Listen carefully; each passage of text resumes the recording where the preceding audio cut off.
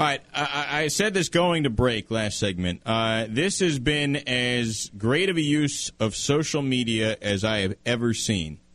The ALS Ice Bucket Challenge. I did it last night. You can see the results at JMP 1063. Maybe we'll tweet it out from the station account as well at ESPN West Palm, where you can donate money for ALS research and or get a bucket of ice and cold water thrown on your head. But, like, everybody's doing it. So many people from our team. Emerson Lotzie, Joe Gervin on the TVN. Just saw Wells Dusenberry, our high school reporter, did it at Martin County football practice in front of the team. It's so cool. Want to learn more about how this started and more about the cause. And joining us now is the Director of Marketing and Communications for the ALS Association Florida. It is Alissa Gutierrez. Alissa, thanks so much for the time. How are things? Things are great. Thank you for having me, and thank you for doing the Ice Bucket Challenge.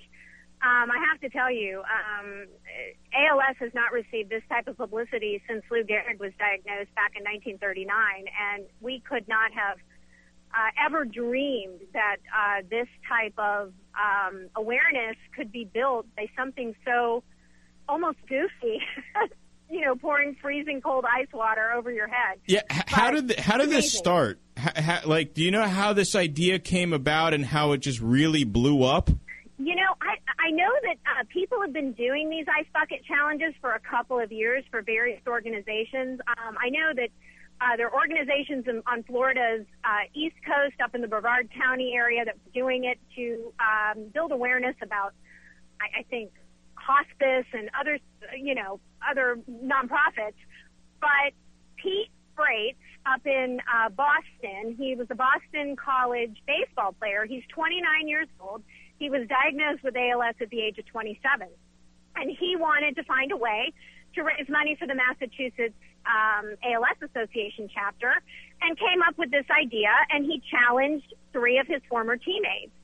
And from there, it just went viral. And then eventually somebody challenged Doug Flutie, and Doug Flutie challenged, some other celebrity sports figures, and it just went crazy. So I never, I have to say, would have ever thought that it would go as far as it's gone. But as of this morning, the National ALS Association has raised $7 million. Wow. Just unbelievable. It's crazy. It's unbelievable. Yeah, absolutely. Alissa Gutierrez joining us, Director of Marketing and Communications. And I think, and certainly the cause and the reasons to do it are tremendous. But I think, for me and for a lot of other people, when you see everybody doing it on social media, it just becomes cool. It's like, hey, you know what? You're cool if you put an ice bucket over your head and or if you donate to ALS research. And I think that that's what's, really caused part of the boom. Now, one thing that people mention, and I guess it gets certainly negated by the figure that you threw out, the $7 million, but I've been asked today, well, is it a bad thing to see all the ice bucket challenges because then that means you're not donating to research? But I guess that's not the case. We found that people are doing the challenge and they're donating. And it would be incorrect if I told you that the Florida Association Chapter was making the same kind of money from this, because we're not. Right. We are all individual state chapters, and we have a national organization that's kind of like our umbrella, but the money that they raise does not filter down into the statewide chapters.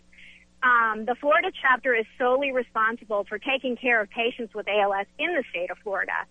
And, until there's a cure, there has to be care. This is a costly disease, and families are virtually wiped out financially by it. So we hope that in the future, if people take the challenge, that they'll name the Florida chapter of the ALS Association as their designated ALS charity, because we really do have to keep taking care of these patients as well as send money for research. And, I say the more the better. These things tend to have an expiration date. I hope it goes on for as long as it possibly can. It's just a fantastic phenomenon. This may be a really stupid question, but for those people listening that don't know much about ALS and just, associate it with Lou Gehrig, Why is it such a deadly disease, and why is this something that it's so imperative for us to really help out? Sure. In the past 75 years, Lou Gehrig was diagnosed with ALS 75 years ago. He gave his farewell speech to baseball on July 4th, 1939. And in the 75 years since he's passed, we have no known cause, no treatment, and no cure for ALS. Upon diagnosis, people are given only 2 to 5 years to live. It's always fatal, and we have no survivors.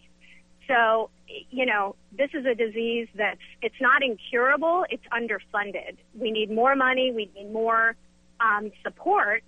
And I honestly, when I say this ice bucket phenomenon is a godsend, I really, really believe that. We can't even give a simple, treatment, or there's one pill for ALS patients that's been on the market 15 years, but at best it can add 1 month of life. Yeah. So I don't really look at that as anything successful. We need a cure, and I really think that this ice bucket challenge is going to get us one step closer. Sure, absolutely. Anything that we can do helps. Well, Alissa, thanks so much for not only educating us, but also sharing the phenomenon, and hope it goes on as long as possible. We're doing our best here at ESPN West Palm, so thanks so much. Thank you. We sure appreciate it. All right, Alissa Gutierrez joining us in the Metro PCS hotline from the ALS Association Chapter of Florida.